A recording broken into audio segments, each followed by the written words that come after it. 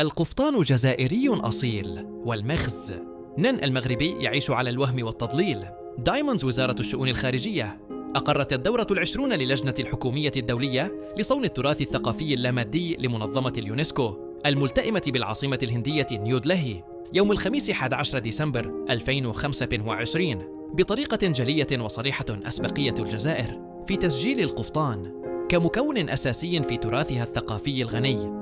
بهذه المناسبة قررت ذات اللجنة تعديل اسم العنصر الذي تم تسجيله سنة 2024 في القائمة التمثيلية للتراث الثقافي اللامادي للبشرية، وذلك بإدراج القفطان صراحة ليحمل العنصر الجزائري التسمية الجديدة التالية: الزي النسائي الاحتفالي في الشرق الكبير الجزائري، المعارف والمهارات المرتبطة بخياطة وتزيين القندورة الملحفة، القفطان القاطي واللحاف.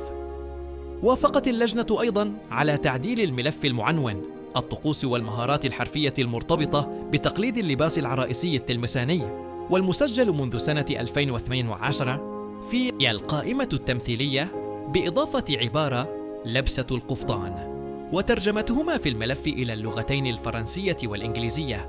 تعتبر هذه القرارات نجاحاً دبلوماسياً جديداً ومهمة للجزائر سواء على الساحة الثقافية الدولية أو في إطار الدبلوماسية متعددة الأطراف، كما تؤكد بقوة الأسبقية التاريخية والثقافية لتسجيل القفطان من قبل الجزائر في القائمة التمثيلية للتراث الثقافي اللامادي للبشرية.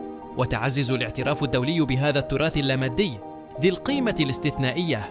يأتي هذا القرار ليعزز مكانة الجزائر في قائمة اليونسكو التمثيلية للتراث الثقافي اللامادي للإنسانية، كما يعد اعترافاً صريحاً وتتويجاً مستحقاً للجهود الدؤوبة والحثيثة للدولة الرامية إلى تثمين وصون والتعريف بالتراث الثقافي الغني للجزائر، الذي هو نتاج قرون من تاريخ يعكس عراقة وأصالة أمتنا.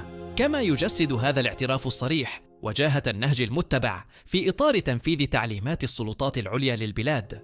قصد الحرص على ترقية موروثنا الثقافي بجميع مكوناته وكافة أشكاله، وحمايته من كل محاولات التقليد والاستحواذ والتزييف.